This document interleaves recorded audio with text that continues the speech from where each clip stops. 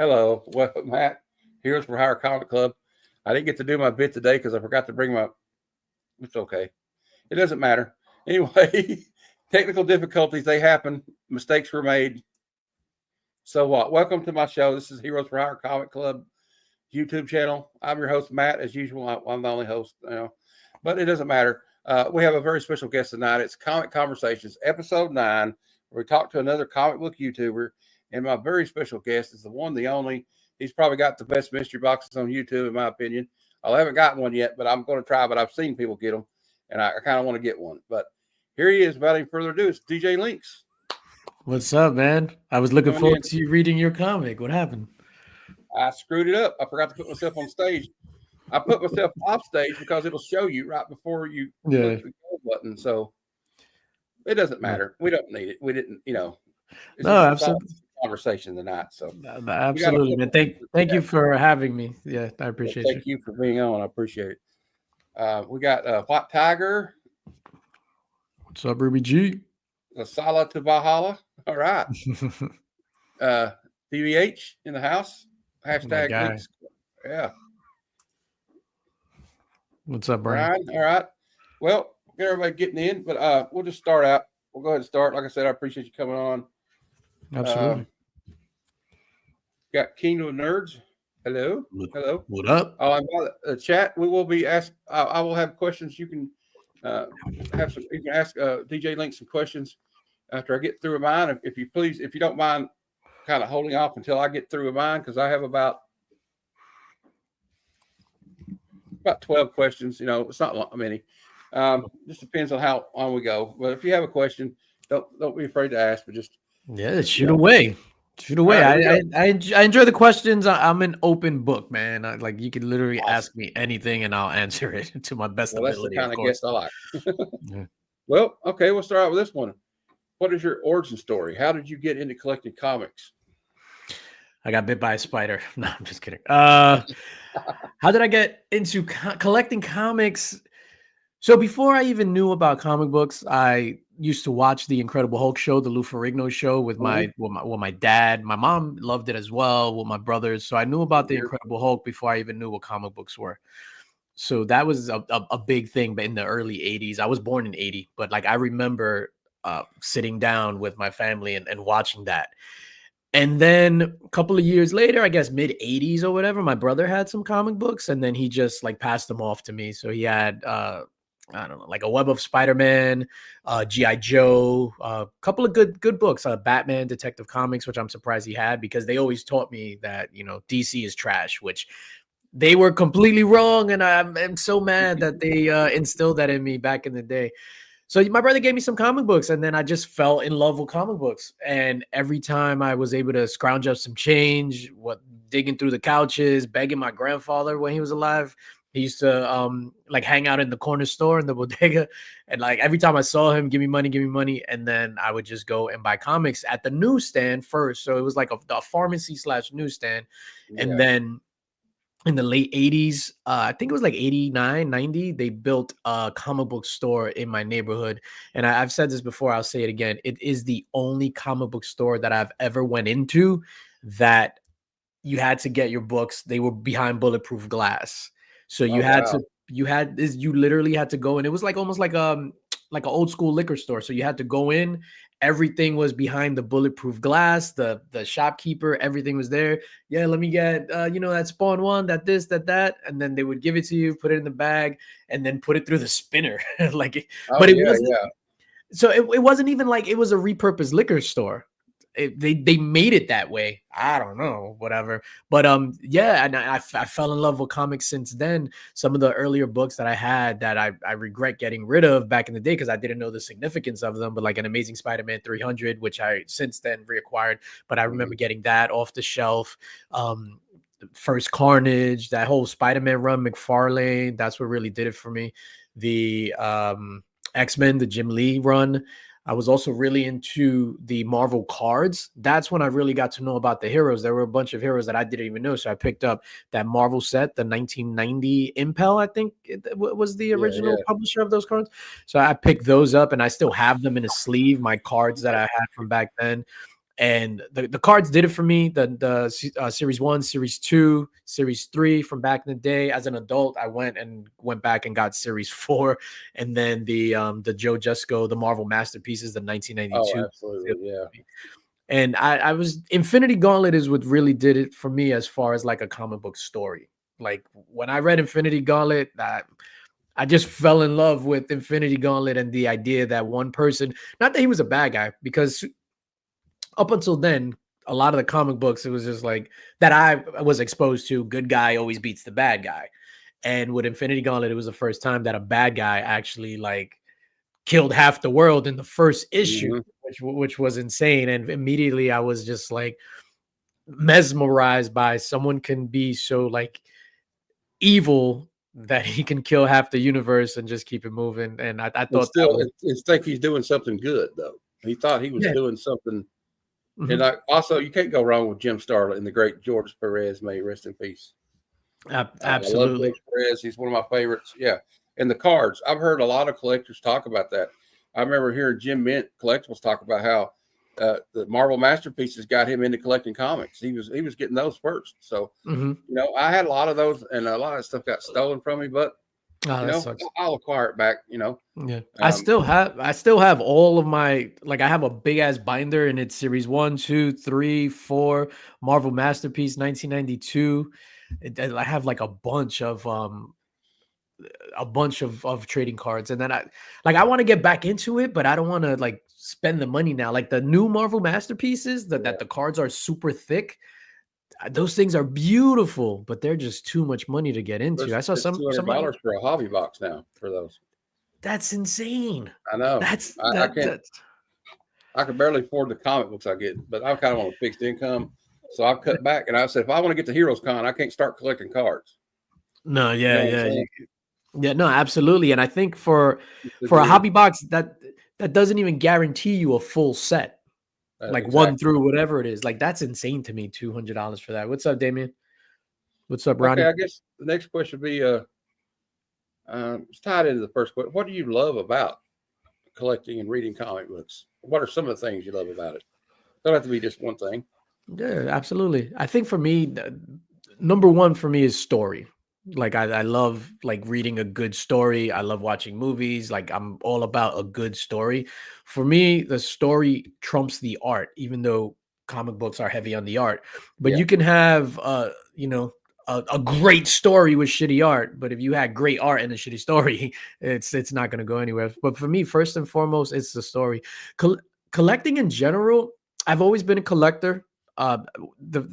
Like back in the day, the first thing that I did collect was like action figures. As you can see, I've always been like a big fan of like toys and action figures.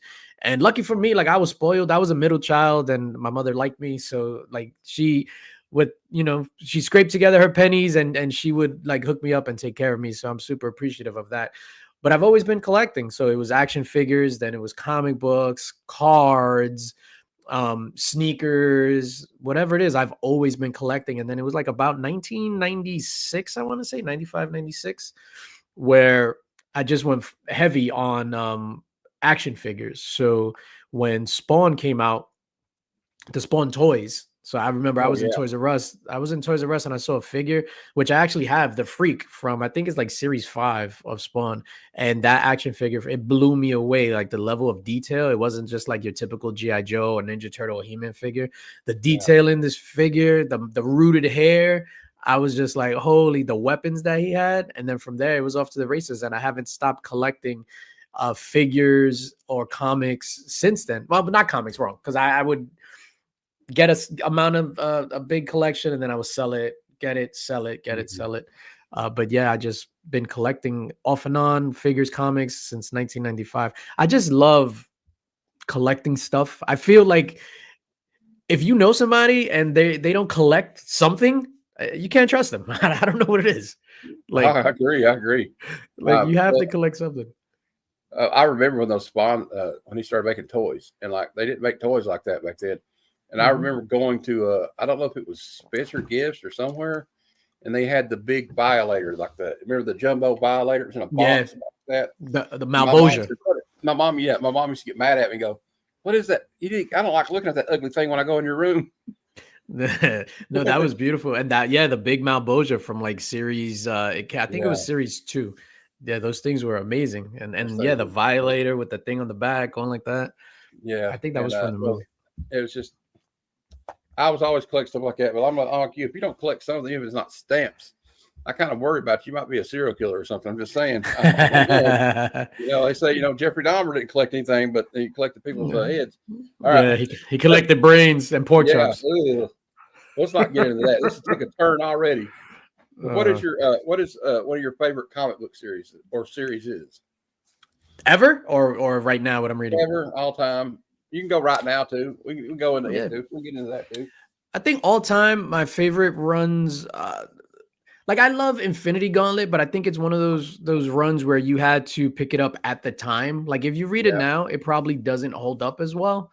But at the time for, I was 9, 10, like 10 or 11 when that came out. So for me, that's going to be cemented as my favorite run of all time. But for nostalgia, I understand it's not the greatest writing. And even the art, because George Perez, God bless his soul, he did the first couple of issues. And I think Ron Lim took over, if I'm not mistaken. Yeah, he had to take off. I think he was doing something else or something happened. Yeah, and I think from issue 4, and it just gets better. Like the art gets better as it progresses. Not to take away anything from the legend, George Perez. So besides that, like more recent stuff, I think Dual Powerbomb by Daniel Warren Johnson on story and on art. That's my legit favorite run of all time. I think that's the greatest. It's a comic book medium. It's not really a comic book story. But for me, that's the greatest comic book series that I've ever read. 7 fantastic issues. That's the first time that I ever remember. And it's funny because even just talking about it, I get emotional. Like I was reading that on the sofa, man, and I got to the last page of the 7th issue and I just started crying. And every time I like read it or talk about it, I just get so emotional because I think it's a beautiful story. It resonates with me because just like the main character, like I lost my mom, and that last panel is just absolutely brilliant in Dual Powerbomb. As far as superhero stuff, I really enjoyed the New 52 Batman. Like I've never been a big DC guy, and that was my first foray into reading DC when Mark from Legion of Comics put me on to some stories. Ignacio, fantastic artist, put me onto some stories. Jay from the Percival Defects, I heard him talking about it, and I read that New 52. I bought the first trade paperback. I went to Midtown Comics. I'm lucky enough, I live not close to Midtown Comics, but I work 2 blocks from Midtown Comics. The next day, I went and bought volume 2 through 10. Like I was just like, this thing is amazing, and I read all 10 volumes within a week. I want to say. Like that Batman New 52 is insane. Yeah, DVH, that Dual Powerbomb is super goat. It's it's a very Dual Power. I read it and it's a very emotional story. Yeah. It's very, you can tell it's from the heart. I don't know if he's had a loss in his family, but yeah. DVH has got a question for you here. How long before you quit your real job and license Maniac Cop for Link Squad Publishing? You know what? I should see how much the rights to Maniac Cop costs. It can't be that much, really. I mean, you think about it. It's funny. No, go ahead. I'm sorry. I was talking about that before we went on the air. I mean, on the stream live about it's really a good cast too for the movie. It is like you got. I can't remember the guy's name, but he was in Halloween 3. Is in it. The older detective guy and Bruce Campbell's in it. Tom Atkins. Yes, I love Tom Atkins. And you got Zadar in it. I mean, Zadar's got that chin line you just can't forget. Yeah, he's like super unique looking. Well, Maniac Cop, like I joke around about that. It's the greatest movie ever. I actually love Maniac Cop, but like Damien said, nostalgia for context is super important. I love Maniac Cop because my mom was everything to me. And when I was younger, like my brothers would be hanging out and it would be just me and her. My younger brother is 4 years younger than me. So he was whatever in Pampers. And my mom would be like, hey, you want to watch a movie? And it wasn't like, oh, you need to watch cartoons at like 8 or 9. Like it was a different time. So she would be like, you want to watch Troll? You want to watch Friday the 13th? Oh, yeah. How about Maniac Cop? So we watched Maniac Cop.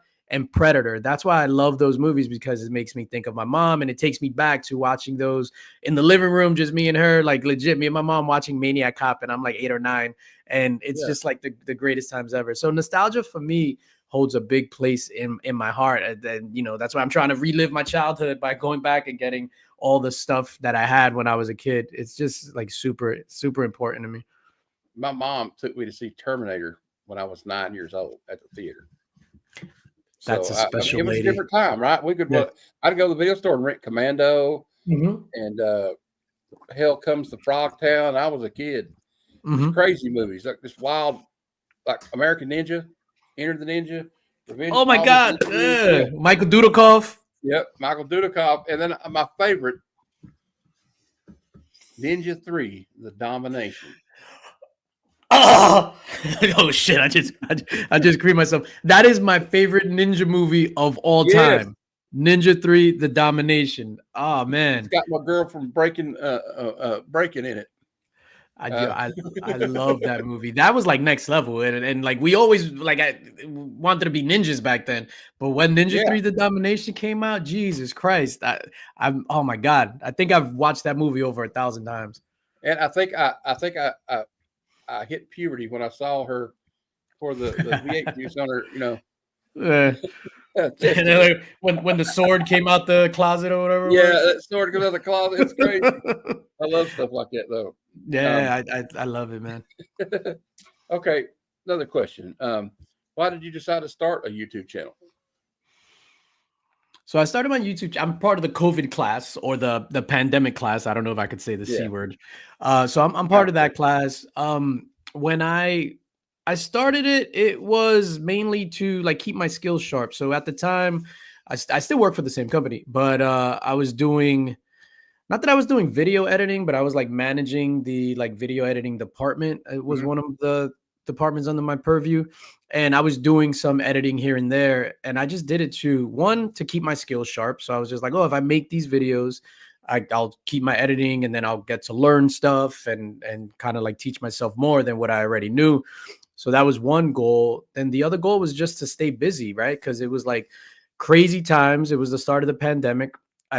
We went on lockdown in March. I started my YouTube channel in April, and it was mainly to keep my sanity. So what I thought was I was fighting for my job. I'm like, yo, the company's going to close. We're all going to lose our jobs. At the time, we had to take a pay cut in order to keep the doors open. So across the board, we took a 40% pay cut. And this is before the PPP loans kicked in and all that. And then I just wanted to keep busy. So in the daytime, I was figuring out new ways to do things for work, like implementing all these new processes. What we do as a company, it's a lot of in-person stuff. So now within a month, I had to turn that entire, book of business virtually. So, and try to do that. So I'm super stressful in the daytime. And then I was just like, you know what, let me make these videos and use it as a stress reliever. I had, I had a display room already before YouTube. I had my display room. I had slabs, not a lot, but I had like a box full of slabs. I wasn't reading comic books at the time, and I had a whole bunch of Hot Toys, and I had a whole bunch of Hot Toys unboxed, and they were just like still in the boxes and in the closet. So then I was just like, you know what, I'm gonna do this and just put it out. So if you go back and look at my channel, the first couple of videos are mystery boxes, and then there's a lot of Hot Toys unboxings because it was things that I already had in the house. Yeah, 40% across the board, Damien. Yeah. So yeah, that's why I started it. And then it was just, once I started meeting people, like a couple of the first people that I met, like I didn't think that this would turn into like a friendship place and like a community place. That was like the furthest thing, bro. That was like the furthest thing from my mind. But then like Remy Q. So I'm not a social media guy. So like when people message me on social media, on Instagram, it might take a long time for me to get back to you. I've never been a social media guy. And I created my Instagram, and the first person that reached out to me was Remy Q, offering me tips. And he was just like, hey, if you do this on the Instagram. And I was like, awesome. And he's like one of my closest friends. I love Remy Q. So I met him early on. Taylor Winder, I met early on. Jason, a guy called Slotted Up, who no longer does content. I met him early on. Rob Fats, that's Stacks of Comics, met him early on as well. And then it just became like a hangout. Like going on Burke. I don't know if you know Steve, Burke Family 54 Comics. He used to do a weekly stream, and this is before I read books. So Remy and I read weekly books. So Remy and I would go on Burke's stream with the goal of just to like sidetrack the entire stream, like just to hijack it, because we didn't read books, and it was just like whatever. Let's just go up there and crack jokes. And then I don't know, it just turned into a thing where it just became, for better or worse, like part of my life, in the sense that I look forward to making videos and stuff. I'm in love with the creative process. So I'm in love with creating a video, editing a video, and that's basically it. And sharing my joy through the camera of stuff that I picked up. I picked up my new comic books today, so I'll make a video. And that's what I really love about the YouTube channel, is the creative process. As far as like views, subs, and things like that, I don't really track that. I just love the creative process. At my core, I'm a super creative guy. I've been into music back in the day, movies. Yo, what up, Mark? Like meeting that guy like changed my life. Like Mark is the amount of stuff that Mark and I have in common is insane. Like he's the Georgia version of me, but with uglier feet. Like when I met him okay. I'm sorry. Go ahead. No, No. you go ahead. I'm going to interview you. I just like, you already answered the question I was going to ask anyway about why you like it. Yeah. I was just going to say, but everybody's welcoming. Like Jim Bent Collectibles, one of the first people gave me advice. He didn't have to do that. I really don't. I don't really talk to him much, really, but like just for him to take the time out on Instagram to give me some advice on it, or even like you coming on my show, and you're not like, oh, this guy's got like 235 subs. Just go away. I don't want to fool with you. Nah, gave me advice. Mark's. Everybody's been. I didn't expect to be like a family almost now. Yeah, I think everyone wants to, well, mostly everyone wants to genuinely help without anything in return. And that's why I'm the same way. Yeah, yo, legit, Matt, like me and this dude, like I don't understand how we are basically, I want to find out where his dad was circa 1979. I don't know. Yeah, so he says people who sub snob are crazy. Like I don't get that. Like I've heard stories where, I'm not gonna say his name, but a specific example where somebody reached out to somebody, a bigger channel, and that person was just like, I don't know, whatever, which doesn't make any sense to me. Like, we're having a conversation. So whether it was 5 people in the chat, 1,000 people in the chat, or nobody in the chat, we're still gonna have the same conversation and share our passion for YouTube and for comic books. Not 97. No, I was 17, dog. That was 97, too. I meant 79. Yeah, so it's just such a welcoming community, and just meeting people. You know, there might be a bad apple here and there, but that's what anything in life. Like when you go to work, there's people at your job that you can't stand, but you still have to work with them. So, well, also what's beautiful about it, I've found, is like, this is a good example. You and Mark, you you grew up different ways, different places, different regions of the United States, but you got, comics and this stuff's been like the great unifier to me. And you realize we have a lot more in common than we don't. And I think maybe if everybody just read comic books, maybe we'd all get along. I don't know. Yeah, no, it's true. And some of these guys like that, I wouldn't even, not that I wouldn't even stop in the street. That sounds so harsh to say, but like we probably wouldn't be hanging out on a Friday night had we not both have comic books in common. Yeah. And I've met people from Australia. We got DVHs in the chat. He's from the United Kingdom. And so yeah, it's I think it's pretty cool. Yeah, DVH is a gem. Like he's so original. They need to not sub to him. Don't worry about me. Go sub to him. That guy's awesome. Yeah. I'll try to watch his videos whenever I can. Here lately, I don't know. I've just been like not being able to watch as many videos as I like to, but I watch them. Sometimes I just lurk. I don't comment as much, but like the thing about YouTube is it's just, I plan my week around it now. So yeah, I'm a big in the chats. I'm a big lurker, and I'll be watching and I might not comment at all. Most of the time I won't comment. One time, and this is kind of like one of the not sad stories, but like the downside of YouTube where people start tracking what you're doing, right? So it's just like hey, I'm not gonna comment on your video anymore because you don't comment on mine. And I got that where it was just like, well, hey, this guy is always in this person's chat, but he's not in my chat. So I just Uh, not I just don't say anything. Like I'm the king lurker. we got DVH too. I find commenting on vids hard. Yeah, you got to watch too. There's a lot of people that aren't like us that like to comment those on the videos too, like in the pre-recorded videos. I don't like getting into. I have to ignore some of mine. Sometimes you get some negative stuff. You just got to ignore it. That's what I tell people. If you want to do this, you better have a thick skin. 100%. Like and before YouTube, not so much more now. I guess at my old age, I'm kind of calming down, but I was a bit of a hothead. And in the beginning, when I got my first like real negative comment, like a troll, oh my God, that shit pissed me off so bad. Like I was hot. And I wound up seeing the guy in person. And but I didn't like I don't even want to go into the story because then I'll get mad. But I literally saw him at a con and I was just like staring right in his eyes and he kept walking. He's still active too on YouTube. Staring daggers. Okay, we'll move on to the next stuff. We talked about like the writing and the artist earlier, but what are some of your favorite writers and artists?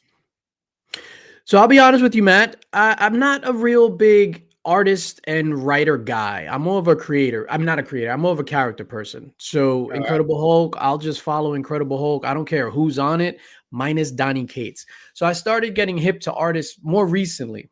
And like before that, it was just about the artist. Like I'm gonna get anything Hulk, anything Thanos related, and stuff like that. So recently, like Jeff Johns, for example, with Geiger, like that's one of my favorite series right now. Yeah, I think he's amazing. Daniel Warren Johnson, I think, is phenomenal. Like we said before, Do a Powerbomb to me is my favorite run of all time. His run with like right now, The Moon is Following Us is incredible. Brilliant. Brilliant. What was the one he did? I'm drawing a blank on the name. No, the kid that with the guitar that had cancer. Murder Falcon. Murder Falcon. That was insane. So now I know like what to expect from Daniel Warren Johnson. He's going to give you like some dope visuals and then a fantastic emotional story. And that's what I tend to lean towards. Like I need emotion. Like I don't like just a straight up action book. Like I need emotion in my storytelling. I think Jeff Johns with Geiger. I'm not sure if he writes Redcoat as well, but whoever writes Redcoat is like phenomenal. Yeah, he writes Redcoat too. Mark Millar. He's insane. Like all the Nemesis stuff, Jupiter's Legacy stuff, everything in the Millerverse, amazing. Like I highly implore everyone to go out and check out Nemesis. Old school guys, I don't know. As far as artists, I think Jim Starlin is top notch. I think because I love Thanos so much, but Ron Lim to me is the ultimate Thanos artist. It's not Jim Starlin. Yeah, I love Rook as well. All three of those are bangers. Yeah, I've Ron Lim as far as artists on Thanos. I love Ron Lim. I don't know. Like I said, it's hard for me to name writers and artists because I'm such a character person. Yeah. Well, I mean, I have friends that I collect characters too, like Wolverine. Yeah, I don't care who's writing it. I'll at least give it a shot. You know what I mean? If it's Wolverine, it's one of my favorite. I grew up with him, and what's who we got here? No, so starting a Claremont, a Heroes Con. Oh man, this guy's a fool. So Matt, you got to come to Heroes Con. At Heroes Con, we're all at breakfast and we're all staying in the same hotel. And then Chris Claremont. Hold on, I gotta shut my alarm off. Give me 1 second. All right, go ahead. He'll be back, guys. You got to shut the alarm off. My bad. No problem. No worries. Yeah. So yeah, I'm going this year. I got my hotel already reserved at the Westin, so I will. Oh hell yeah! I have to book my hotel. So Chris Claremont walks in, and I know it's Chris Claremont, but I don't know how the joke started when it was like, "Hey, look at Chris Claremont," and somebody was like, "No, that's Jim Starlin," and it's just like, so then everybody that's coming in, so Remy comes in, and is like, "Who's that, Claremont or Starling?" He's like, "Oh, somebody else. Who's that, Claremont or Starling?" So then Claremont actually like walks by, and we said something, and I forgot what he said, but it was amazing. Gun Honey. 100%. So DVH is calling me out because I said I need something with an emotional hook or titties. Full stop. I love Gun Honey. Have you read the Gun Honey series? I'm not yet, So but I you want to wouldn't. read it because Ed Brubaker writes it, and I love Ed Brubaker. And I met him at New York Comic Con this year. Like I was talking to Matt Wilson, who did he did one of my exclusives and then the Unnatural Order Comics Cure and Cancer exclusive. And Matt and I are talking. So then Ed walks up to introduce himself to Matt. He was asking for Steve from the Comic Mint, the owner of the Comic Mint. And then he was just like, "Hi, I'm Ed Brubaker. I write Gun Honey." And I like found out, like, "Yo, you write Gun Honey?" And he was like we started talking because Gun Honey for me, and you would enjoy this because you and I have the same taste in movies. It is a 1980s B movie. It's just action and really? scantily clad women. Yeah, it's a 1980s B movie, and it reminds me of the Dallas Connection. Oh, okay. Or do you remember those movies? I can't remember the director, but they were called like the Picasso Triggerfish. And No. like it was this guy who used to make these like Showtime movies, and it was women with big boobs. He definitely got topless. There was at least a sex scene every 20 minutes, and it had like stupid explosions and action in it. That's Gun Honey, sir, and it's amazing. It's amazing. Guns and titties. And Brubaker wrote one of my favorite Captain America runs of all time. You know, of course, no, it's not Russ Meyer. It's from the 80s. God, I can't remember his name. I'm not going to remember it. So let's just not. If we could be here for like another 40 minutes, we try to figure this guy's name out. All right. But is it Andy Sadar? That sounds familiar. Mm-hmm. Okay. Skinamax. Yeah, it was called Skinamax, Dan. Remember the movie they were watching with Jackie Brown and just some chick in a bikini shooting a machine gun? Yeah. In slow motion. Yeah, that's Gun Honey right there, I guess. It's probably. It's fine. I'm such a big fan of like those exploitation movies. Like I don't know the movie that Mark was talking about in obviously I've seen Jackie Brown, but the movie they whatever. But Quentin Tarantino, like after Pulp Fiction came out, he was releasing like a line of movies where it was just like old movies and he was putting his stamp on them. So like Switchblade Sisters and like other grindhouse movies. Yeah. And they were just amazing. It was like stupid fun. Like for me, like a bad movie, like I feel like people are there. It's a labor of love. Like you're there, you know, it's not the greatest movie. You know, it's not the greatest script. You're not getting paid shit. You're there because you want to be there, and that's why. Fun ride. Watching those movies is just a fun ride. Don't go into it looking for the next Oppenheimer or The Godfather. You can't do that. You got to disassociate those movies from these movies.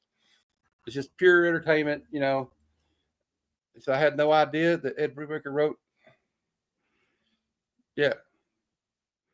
Yeah, I think he's I didn't know. I mean, yeah, he's talking about we got Picasso Trigger, Hard Ticket to Hawaii, and Savage Beach. Yeah, they're all classics. Then like okay, we got what movie were they watching in True Romance during the Drexel scene? The Mac, Richard Pryor and James what's his name? Max Julian. Mm-hmm. Yeah, that's what they were watching. That's what in the True Romance, that part was like, I know I'm pretty. But I'm not as pretty as a pair of titties. Yeah. But I'm going to get banned on this thing. But like, yeah, you're talking this movie's like, I want that Grindhouse movie when they do that trailer for the movie that's not real. It's got Sherry Moon Zombie. It's called Nazi Werewolf of the SS or something. I'm like, they need to make this movie.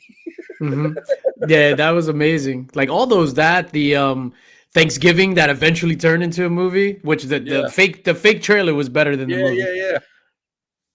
But okay, I kind of went off the rails talking about movies, so nah, it's all good, man. I enjoy it. Yeah. So, what's your favorite comic book characters? Not just character, but characters. Oh, characters. I mean, everybody knows this. Hulk. I love the Incredible Hulk, and for me, he like goes past just comic books. Like, you know, the show for me, it takes me back to my childhood. Love the Incredible Hulk show. Thanos, again, he was one of the characters that as a bad guy, for him to like kill half the universe for a woman, like I thought that was very admirable. Like some will call him a simp. But I love Thanos. I just love his character design. And I'm a big, like I keep saying, like I'm a big fan of the 80s. So anybody that's going to be like over the top and like muscular and like, you know, beats people up. I've always gravitated toward that. Like I love Cable back in the day. Like I thought it was amazing that it was like an older dude with white hair that was still kicking ass and in shape. What's up, Eric? I love like Deadpool back then. So Deadpool in New Mutants and in X-Force, when he was in X-Force, I loved him back then because for me it was just a ninja version of Spider-Man, which I thought was badass. A Spider-Man with katanas or whatever. Shatterstar, for some reason, I really love Shatterstar. And Warpath, again, another big ass diesel dude that could, you know, beat people up. DC, I want to say Batman. I've always liked Batman. I don't know anybody who doesn't like Batman. Have you ever heard of somebody not liking Batman? Yeah, I think one person. I think Papa Willie doesn't like Batman. Papa. So, I'm not sure, but every time we want to put Rob asked if we want to put a book in the giveaway box on Bad Spidey's Outback, he's always like, Batman? He goes, nope. Yeah. Legion's got a question for you. What will it take to get you to jump on the new Aquaman? Calling me out on the Heroes for Hire Comic Club live stream. that'll take me. I'll get it when I go to the city. I'll pick it up. Everyone's talking about this new Aquaman. So for me, I've never been a fan of Aquaman. To me, it just doesn't make sense. But everybody's talking about this new. Everybody's talking about it. So I guess I have to go and pick it up. Did you get a chance to finish Identity Crisis? I'm on issue 4. Yes, buddy. Your ears are. We were just talking about being on your show, your awesome show on Saturday nights that everybody tries to get on. I think it's a good show. And I was just talking about, well, you know, we're just talking about how Rob, I can't remember what we were talking about now. It's something about the giveaway box when he does. The Batman. Back, he shows it. He gets us the vote on what's going to go in his giveaway box for Only Slabs that week. So, yeah, I was watching the other day. It ties close to JLU. It ties to Dark Side. It's a big picture book, so there's continuity value to it as well. Okay, I might have to check it out. I haven't been able to get to the. DJ says you're too busy for little old me. The other day when I was on, he had said that I haven't jumped on in a while, and I haven't jumped on in a while. I make it a thing. Like I go out every Saturday. Whether rain, shine, whatever, like me and the missus are out in the town, and we used to like hit up Mad Spidey. Like I would be in a bar and I would like just jump in really quick. Like I've logged on to the Outback from a club. Like I was in a club one time and I logged on. But no, I make it like every Saturday. It's about me and the missus, like every Saturday. Oh, well, that's cool though. I mean, you gotta make time for the wife, you know. Okay, we got another question here. We kind of talked about this a little bit. Other things you collect. Well, what else do you collect besides comic books? So right now I'm just doing comic books. I ran out of space for Hot Toys, right? So I went from a smaller room to a bigger room, and I still didn't have enough space for everything. So this is not even all my Hot Toys. So I have on this side Marvel MCU figures, on this side DC EU, Star Wars, and then just regular action movie figures. I have some statues, so I collect just movie-related statues. So I have the Lord of Darkness from Legend, Jason and Freddy from Jason vs. Freddy, a T-800 endoskeleton bust, a T-800 endoskeleton quarter scale, a T2 quarter scale, T1 quarter scale, RoboCop, and then Scarface. I have a Tony Montana quarter scale, and then just a life-size bust. And then as you can see behind me, just like my Predator stuff, I'm doing that. But what I'm actively collecting right now, besides my books to read, and then I'm picking up, you know, I want to pick up my grails. I'm a big like grail chaser. I'm collecting a lot of like nostalgia stuff and stuff from when I was a kid. So the other day I got on eBay my Super Pickle. So I had this when I was a kid. I remember those. Yeah, Super Pickle. I got that. At Heroes Con, I picked up a 12-inch Galoob Mr. T, some Sesame Street figures. I'm just picking up random stuff from my childhood. I'm in the market right now for 19, I think it's 83 Galoob Inspector Gadget. So that's what I'm. Oh, I used to have one of those, but I tore mine up. It's wrecked. But yeah, I had one. You put the helicopter on his head and the arms extended. Yeah, oh, I love that. Yeah, I had that. I'm just trying to relive my childhood. That I'm looking for one of the Chuck Norris figures when from the Chuck Norris cartoon that he had in the late 80s. So I'm looking for a specific toy of the Chuck Norris with the white pants, and then he has like a blue, not suspenders, but it's almost like pouches, like sort of like a Rob Liefeld Mhm. style character. So I'm looking for that. Yeah, and then it's just my grails. So I'm trying to, grail You remember chase. the you remember the Rambo toys? Bro, I have my original Rambo right there. Do you? Awesome. I got Yeah, them somewhere. I don't know where they're at. I got to get them out. But I used to have all my GI Joes, but I think they got lost along some move. But I had like all that stuff, like the aircraft carrier. yeah. Oh You know. wow. But like I wish I had it now. It's like That's $3,500 piece right now. You know. that's big money, but I don't understand who would like that was if you got the aircraft carrier as a kid, you were living. You were living Well, because that took up the half the living room. Like even yeah. if my mother bought it for me, once I put it together, she would have been like, that's too big. Well, I'll tell you what happened. It's a funny story. Well, I was the only child, so I kind of they didn't have to worry Oh, about getting nothing for nobody else. So yeah. but they were like, when they realized how big it was, it had to go on the back porch. Wow. You know what I mean? If you want to play with it, you got to bring it in. We'll take it back out. Okay. So, and it kind of ruined it though, because it was so big. You hear the stories about, remember how, the back of the comic books, they have like, you could order Sea Monkey or something, but they would have like a Yeah. full size cardboard submarine. Hmm. And it was so big that it would go outside. And when it went outside, the moisture would just ruin it, We got a question here from Eric Thompson. Any statues on your radar wish list? Has anyone done AVP statues? I believe there are AVP statues. I think Sideshow. Actually, I had some Sideshow AVP statues, but it was just so weird when they released them. They were 1/5 scale, so they were tiny next to these guys, which are quarter scale. I'm not actively collecting statues. Eventually, like my wish list would be, if I were to get a bigger room, I want to go into some of the comic book statues and comic book characters. Like there was a Legendary Beast. They released a Hulk last year, which was phenomenal. It was like 4 different versions. You had a Kirby Hulk, a modern Hulk, amazing. That Maestro, I think it's Sideshow that they released, is phenomenal with him sitting on the throne, and it has all the different pieces in like the jar. So you have like the symbiote in the jar, Thor's hammer, Captain America's shield, Surfer's surfboard. I think that's amazing. And then Legendary Scale Beast is releasing Thanos statue, which it's a 3rd scale, which is insane. And in the gauntlet, it comes with the gauntlet, and there's like real gems in it, which is absolutely insane. I wish I could get those. But so for example, the Legendary Scale Beast Hulk, when I saw it, and I did a video for Gem Mint, and I was editing Gem Mint's videos at the time, and we were collaborating. And when I was putting that video together for him, and I was like, holy shit, it was just the images from the website. So it wasn't an actual like unboxing or anything.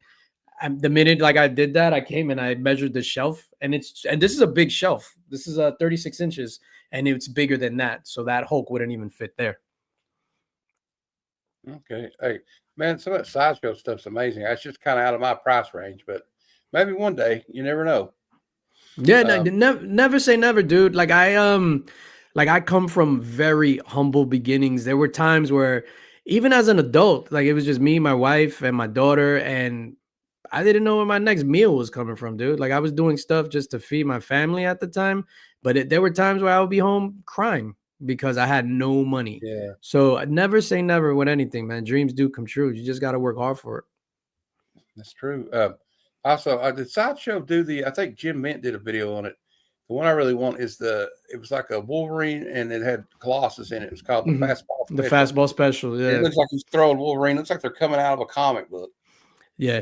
That one's so dope. It's awesome. The only thing, like for me, when I saw it, I was just like, how do you display it? Because you don't see the breadth of what they're doing if you put it on the shelf and they're facing you. So you don't. Just looks like Colossus is holding Wolverine's butt or something. It looks weird. And then if you put it from the side, then you lose that front profile. So it would be weird. You'd have to put it on something where you could see all around it. I don't know how you do that. It would be kind of like either like on a pedestal in the middle of the room if you're able to do that, or like on a spinner somehow. But the one good thing I know about like what Farland does is like I got the Hulk 340 and 345 statues, Mm-hmm. and he makes them kind of affordable for people that maybe can't afford something more high end, but still makes it look high end. Mm-hmm. You know, Those are incredible for the price point. When I saw them, I was like, "Holy crap!" I wanted that Hulk, the 345, so bad, but I don't want to start going down that road. yeah, well, I've already went down and I got 3 of them, and I'm looking to Yeah. get a couple more. So I might want to get I think it's Spider-Man 300 one too, but it's Mm-hmm. already. I was lucky. I got a pre-order on these two. I got them both Hulk 340 345 statues. I got them together pre-order $85 before tax and shipping. Oh wow, that's Yep. super cheap. And I mean, that's like, I mean, and you know, the thing is, if you're going to, I suggest to people, if you want to get those, I'll return this into a statue stream, but still, if you want to get those, yeah, if you're going to get something like that, try to jump on it during the pre-order because they're always cheaper. Because if you try to buy this aftermarket on eBay or from some other seller on Amazon, you're going to get taxed. Yeah, 100%. Like definitely you want to get it where it's affordable and try to look for those deals. Like a lot of these websites, like what I do sometimes, like I'll look up not with comic book stuff, but if I'm buying something, like I'll look up if it's from Amazon, like I'll just Google Amazon coupon just to see if there's a promo code out there. So Yeah. the same thing for like if you're getting something from by like bigbadtoystore.com, which that's where I used to get some of my figures. Like I'll just Google Big Bad Toy Store promo or coupon and see if there's anything out there. Yeah, absolutely. Okay. Well, uh, we got Clip on Comics here with a What's up, question. Clifford? Are there more hugs for 2025? Absolutely for you, Cliff. I was fortunate enough to meet Cliff in person, man. Cliff is a great guy. He's a He's good just he's dude. I a like him. yeah, he's a good genuine guy. Him, Izzy, like I've been around Izzy a lot. Obviously, I'm talking about people that I've been around in person. Yeah. Like they're just great people outside of YouTube. Like forget YouTube, they're just like great people. Yeah, and you know, that's like when I got into this. Like, I didn't realize how many cool people there were on here that I get along with, and that are cool. Even if you know, and like that collect comics. There's a lot of people I know personally that collect comics. So it was good to get to know people in the community that do that. So let's talk about movies. We already know. I know what the top one is, but what and we can talk about it again if you want to. Some of your favorite movies. Favorite movies of all time. My list goes and they fluctuate from time to time. So just right now in this minute, my favorite movie of all time is Predator. I don't think that'll ever change though. Predator is always number one to me. That movie. I think that movie's just perfect, right? So it's just like full on machismo, muscle bound dudes, um, alien creature, which I'm a big fan of creature design. So I like a lot of like horror movies, but not necessarily for the horror aspect of it. I just love creature design. And Stan Oh, it's Winston to so me was a good. god. Stan Winston was the man. What he did on The Thing, the Yeah. John Carpenter movie, and the thing is about Predator is a movie like my dad hated sci-fi movies. My dad's like an old school Vietnam vet, but he loves Mm-hmm. Predator because it has they got the military guys. You got this thing hunting them. They don't know what's going Mm-hmm. on. It's like one of the perfect action movies. 1000%. And what a lot of people forget that Predator for a good like 30 to 40 minutes, there's no dialogue. Like that once Yeah, Arnold falls off the whatchamacallit, the waterfall, and he yeah, goes, he didn't see me. There's no more dialogue until he starts exactly. fighting with him. Yeah, so I love Predator. Terminator 2 to me is the greatest action movie of all time. Like Mm, nothing's gonna top that. That's like crazy. And The Matrix. So The Matrix is like my top three. I love the first Matrix. Like for me, that was one of the before Mad Max Fury Road, the last movie to change action movies for me was The Matrix. yeah, Like and it blew my I, mind when it came out. The first Matrix. seeing It, the trailer during the Super Bowl, like that trailer during the Super Bowl, my hat fell off. It was just amazing seeing the trailer. And then when we went to see it, Matrix in '99, we went like it was like 30 of us, like all our friends, girlfriends, whatever. It was insane and legit. That's like I could watch that right now after this and still be like goosebumps at some of the stuff. Matrix. If we're gonna go into aside from like sci-fi, just in like other genres, like I've never been a big romantic like movie type person, Me neither. but yeah, but I watched The Notebook recently, and that shit had me crying. Like the Notebook, yeah, that That's movie all to good. me It is was I've beautiful. seen that movie. It's it tackles a lot of like rough subjects that are very emotional. So yeah, I can see why it would do that. Yeah, rough subjects in an emotional way and also in a grown-up way. So for Yeah. example, when the wife was just like, I'm gonna go, see, I forgot his name, but I'm gonna see him. The fiance wasn't like, I'm gonna go beat him up and stuff. And it was just like, yo, we're about to get married. Like, you gotta decide. Like, it was more like realistic as Yeah, opposed to yeah, yeah. just go shoot him up. So that A Star is Born is phenomenal. Little Shop I of love Horrors that from the movie. 80s. Yeah. Yeah, I the love Lady Gaga Star is Born is absolutely fantastic, and that's like that. Little Shop of Horrors is one of my favorites. I love that movie. With Rick Moranis and Ellen Green. What else? Damn, you got me on the spot. As far as comic book movies, I think Zack Snyder's Justice League. It might not be my favorite comic book movie. I legit think that's one of the greatest comic book movies all time.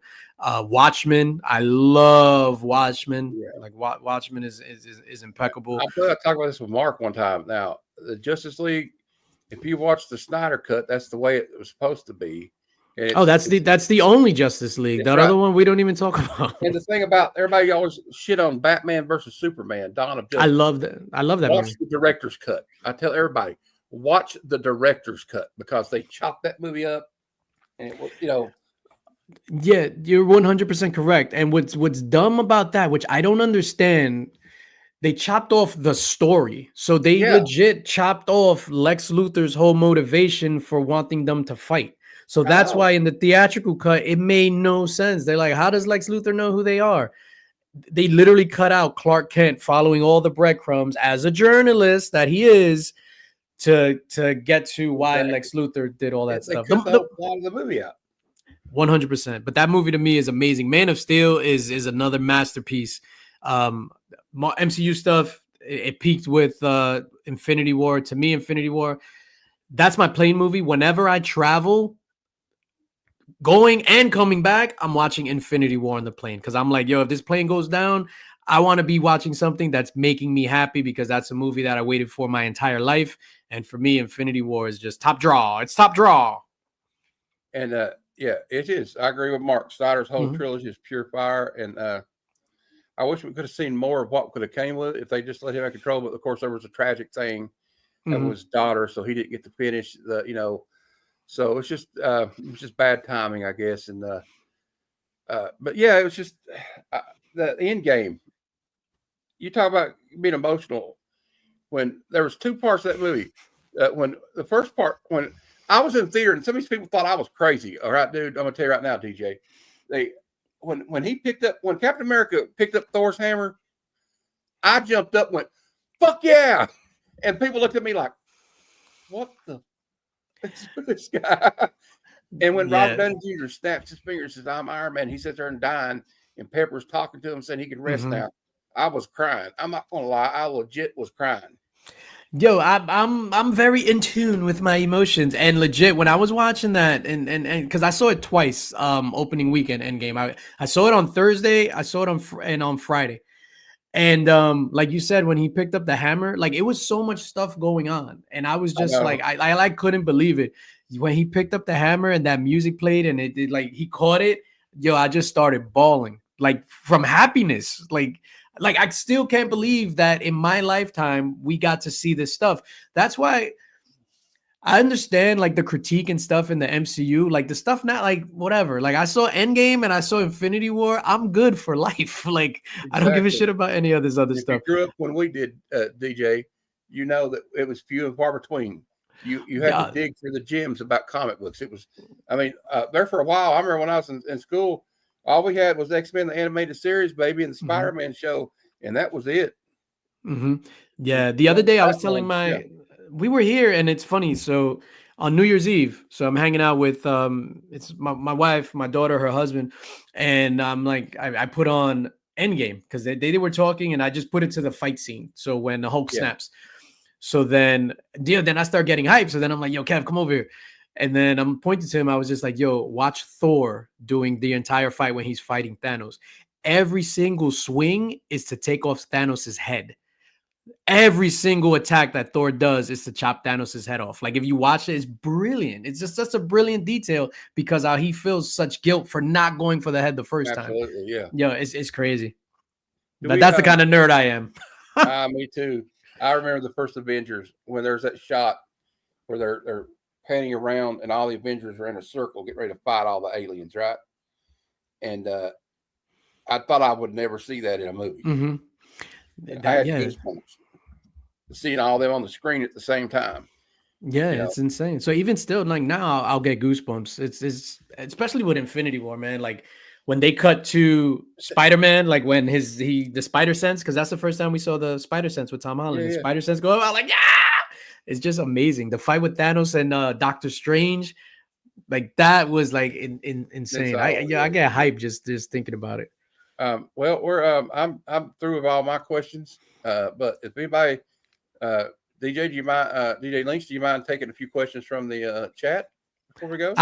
I do not mind. I welcome it. Hit me, baby. Hit me, baby, one more time. If we got any questions, like you said, like Brittany, I'm about to say Christian Aguilera, like Britney Spears said, hit me, baby, one more time. Dusted. Oh man, that's such an old school thing. Yeah. If anybody got any questions, I'm happy to answer any questions. Just a little self-promotion. We got In the Mix Fridays at 9 p.m. Eastern. It's me, Mark, Remy, Nick, Tyler. And we have a brotherhood. It's more than just us doing a show. Like we legit have a brotherhood. We talk to each other every single day. It's insane. Like if YouTube were to stop tomorrow for me, I would still talk to these dudes every single day. Yeah. I'm on the same question. I think. The same question. I'm on issue 4, sir. Issue 4. So Mark, I got a mystery box from Mark that I picked up during Comics Curing Cancer, and in it was the run of Identity Crisis, DC's Identity Crisis, and I was excited about it because I heard about it, so I started reading it, and I read like issues 1 through 3, and they were incredible. It's like a murder mystery. You have to figure out who killed elongated man's wife, and I was just like, holy! It's everything. Because sometimes the superhero stuff could be like a little extreme and too fantasy. So I don't really like it too fantasy. And I don't really like, it's funny because my favorite thing is Infinity Gauntlet. Like when there's like a lot of teams involved in a lot of characters, which is like contrary to my favorite storyline of all time. But this one, like it hooked me in the very beginning. And it's just like, it's another reason why I regret not getting into DC earlier. And I regret that my brothers told me I shouldn't read DC, that DC is trash. Like there's so many good things out there. And I'm glad I met Mark and other people that were able to put me on to good DC stories, like All-Star Superman. I was going through my phase, and Jimmy the Don, Small Town Collectibles, he is a big Superman guy, as is Mark is a big Superman guy. So in my mind, I'm like, Superman is boring. Like Superman is just overpowered. Like he's boring. And everyone was just like, you should read All-Star Superman. And I read it, and it's one of my favorite stories of all time. That funeral scene with Ralph trying to hold his face together. Yo, that was crazy. And his face was, because he's elongated, man, his face was legit drooping because he was just so overcome with emotion.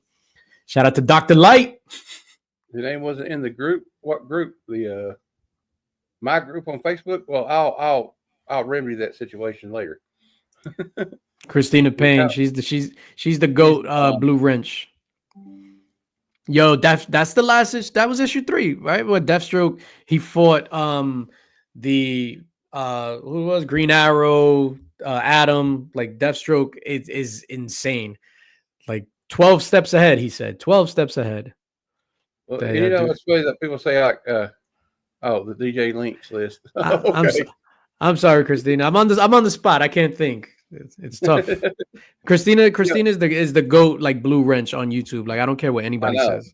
She's the MVP of YouTube, I think. Really. What's funny. You mentioned about how emotional that was.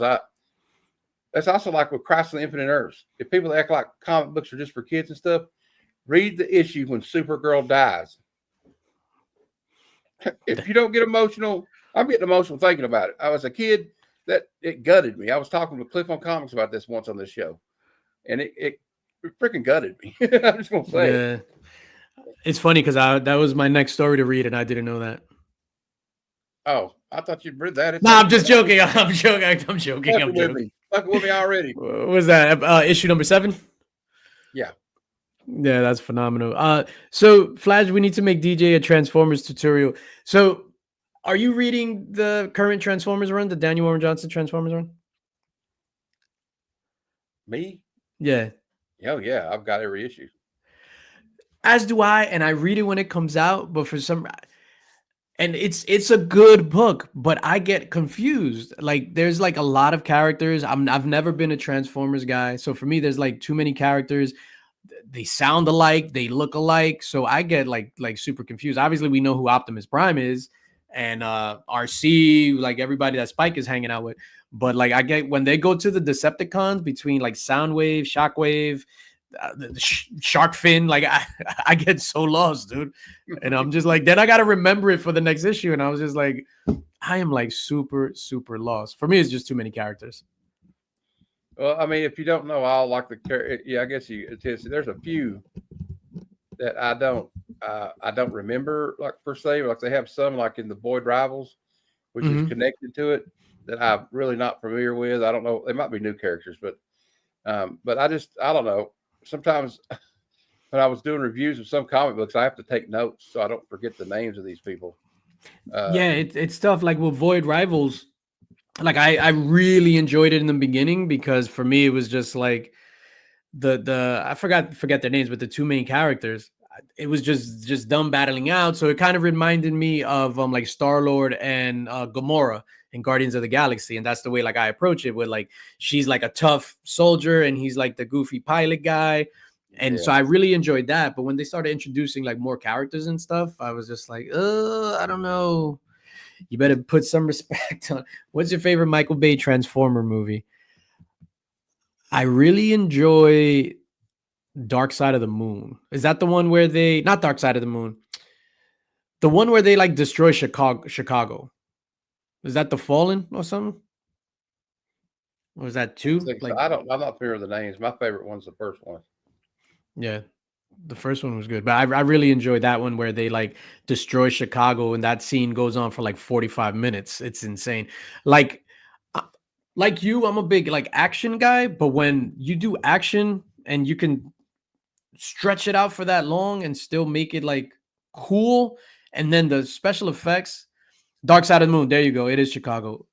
Phenomenal. Like I really like that one, except for is that the one with the buggies? Like they could kick rocks. I really like what like visual effects when it's done right, and then like I don't know, when taking a property serious. Because when you take a movie like Transformers, it's supposed to be wacky. It's giant robots in disguise, whatever.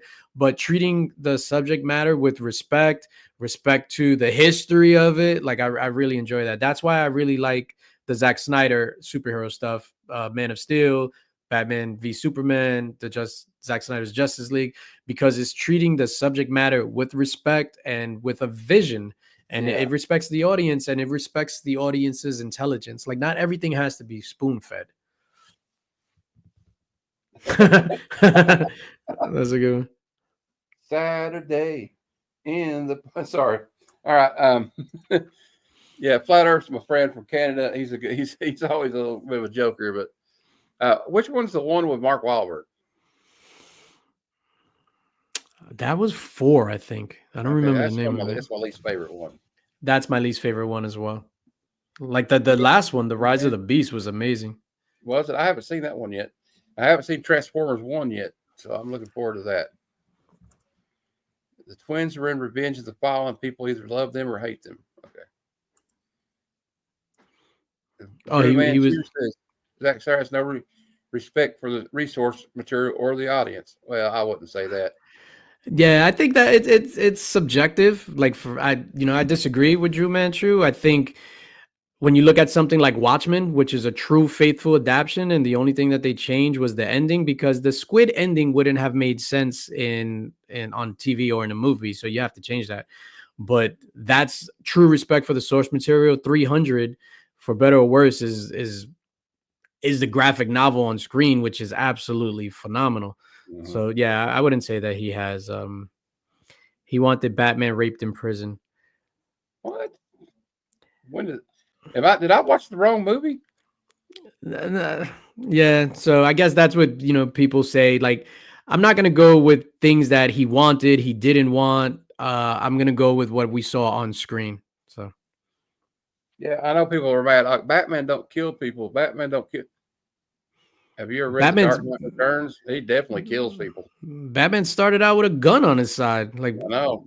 And yeah. you know that what scene in the movie where where that guy says, "I'll kill her." He's talking about Superman's mom, and he's Mhm. like, "I know you will," and he shoots him. And he did that in Dark Knight Returns. Mm-hmm. I love it, man. Dark Knight Returns, the animated films were amazing as well. Interview pre something with Man of Steel. Okay. So I was trash. Okay. All right. Okay. We get it. Yeah, pre Man of Steel, there were no. We got to call our comments. Drew knows how to get the comments going. I'll give him that. Did say crazy shit like that. He always turned me off, and ultimately, like the director's cuts. Yep, the director's cuts were better. Batman for the first 2 or 3 years was a killer. Exactly, Sandman. We got Mark saying Zach came up with the ideas of using Batman in the talk for the Man of Steel sequel. Yeah, so it's like Yeah. to kind of promote it and put it out there. Okay, I don't know if he said it or not. I don't really follow the interviews. Mhm. Didn't have no kill. Didn't have no kill till Robin came in. Yeah. Yeah, so in the beginning, Fire 'em up, Drew. Batman was a killer, which I appreciate. Like, Drew's kill like, these give me fuel, give me fire. bastards. Man, It's all good. Hey, we can't all have the same opinion. It would be pretty boring if we live in communist China if we all had the same opinion. So then I can hear sirens behind me. I don't have warrants, so I should be cool. All right. that's funny. So I don't know if you were to go back and watch, and I missed that about filming in my old room. So in my old room, I had a skylight, but I had it covered, so there was no light coming in, but you could hear everything. So I would be making a video, and then you would hear. Obviously, I live in New York City, and you would hear like every 5 minutes. So I would edit it out, and then I just stopped. So in some of the videos, like I'll be talking, and then I'll just be like, and you hear the siren super super loud, and I just left it, and then they'll leave, and I'll be like, all right, like I was saying, and just keep it moving. Oh my God! Can you hear that? Oh, you okay? They're coming for you? I guess so. If something happens, I love y'all. What's up, Spidey's Powder Tumblers? Hey man, I want to get one of them cool tumblers he makes one of these days. Yeah, hit him up. Spidey's the man. I want to hit him up Spidey's the with man. that when I get the chance. Yeah, we got sirens going off. I don't know if World War III's broke out in Kentucky or what's going on. But they coming you for guys you. got any questions before we go? A few more questions. I don't want to keep DJ Links all night. Nah, I'm chilling, man. Unless you gotta go. They coming for you for real. I ain't gotta go. I ain't worried about it. I could show you some books or something, but I don't know. Let me show you what. You might, I don't know if you're watching Show Us What You Got tonight, but another. I was lurking. Hold up. The fuck? Yo, go handle that, dude. I'm about to go get my Glock out in a minute. Lord, what the fuck? All right. Yeah, Austin LeMay sent me that. A-OK. Wow. Hey, were they banging on? Hold up. Were they banging on your door? No, they're like fireworks or something. I thought it was gunshots, dude. Oh, dude, I'm handle that. The fuck? Oh, I think I know what it is. You sure it's fireworks? I hope so. I don't know. I think what happened was I live in a small town. Yeah. And what the fuck was that? Dude, I think we need to call this and go grab your piece. Well, when the basketball team wins a big game, they come they go circle around the town. They might be firing fireworks off. I hope that's what it is. I hope anyway, so. Austin, why you got me that? But I think that's kind of threw me off. So we'll just cut it off there. I'm gonna see what's going on. I think that's what it is, but I think it's pretty rude to be fucking doing that shit at 9:40 p.m. at night. Like they don't know you're on a stream. The Heroes for Hire incident. Oh yeah. Well, this is gonna be fun. We're gonna get some more people in here now. I can't pull out a gun on stream. I about did though. No, they'll cut you off. I know. That's why I was just joking. Yeah, we'll have a good night. And what's going on your channel this week?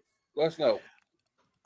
So on Monday, I got some videos on the channel. Monday, I dropped my 2025 comic book wish list. So if you want to see what I'm looking up, some big books, what I'm looking to pick up this year, go and check that out. Today, I dropped like my new comic book day video on Wednesday. So I do my pickups, and I'm just excited to like talk about the stuff that I picked up and that I'm excited to read. And then Fridays we do the live stream. So in the mix, 9 p.m. Eastern. It's me, Mark, Remy, Nick, Tyler, and we have a good time. It's we're put the kids away. Definitely put the kids away when we're on. We're very adult, and we don't hold back. And we have a fun sense of humor. So if you're easily offended or triggered, it might not be the show for you. You might not want to show up. Yeah. Yeah. I like it. I have fun when I get on there in the chat when you guys are on. In the mix. I love it. And you have some fire giveaways sometimes too. So that's the other thing. Like we have a lot of giveaways. I think I need to promote the giveaways more. We're always giving stuff away, and it's like, it's my way of giving back to the people that are there. Like and that's why I don't really promote the giveaways, because I don't want people coming in just for the giveaways. I want people. Yeah. I've announced the giveaway the day of, because I want people to be there, for the camaraderie. And I love seeing the same faces and the same names in the chat talking shit.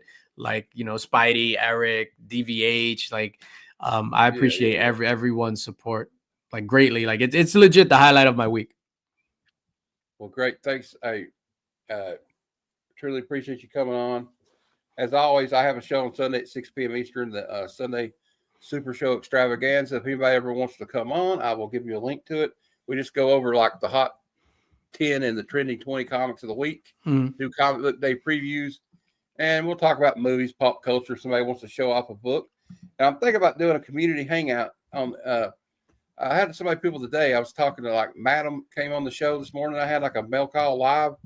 And like she's talking about how she likes to come on early. I know there's a lot of people on the chat for this morning. So I thought about doing like some kind of morning thing, like around midday, like 11:30 or something. So I don't know if I'll just do that all the time, and then I do claim sales, but I don't know. I had some tough time with the claim sales here lately. So I'm probably going to chill out for a while because I'm trying to save money for Heroes Con. But guys, check it out anytime you want to come on my show. Like I said, then Tuesday, 8:30 p.m. Eastern. This coming Tuesday, Comic Conversations, episode 10. I don't have the graphic up yet for it, but Couple Comics will be my guest. So nice. Have another New York guy coming on. Well, it's funny. Will and I always joke because we don't live too far from each other, and we always see each other at cons. Like we see each other at New York Comic Con, but like I met him, I think it was in Chicago at C2E2, then at Heroes Con. Like we're always meeting all over the place, but never like meeting up in New York. Jesus Christ. All right. On that note, we're outie. Peace out, everybody. Excelsior, true belief. And all the girlies say I'm pretty fly for a white girl.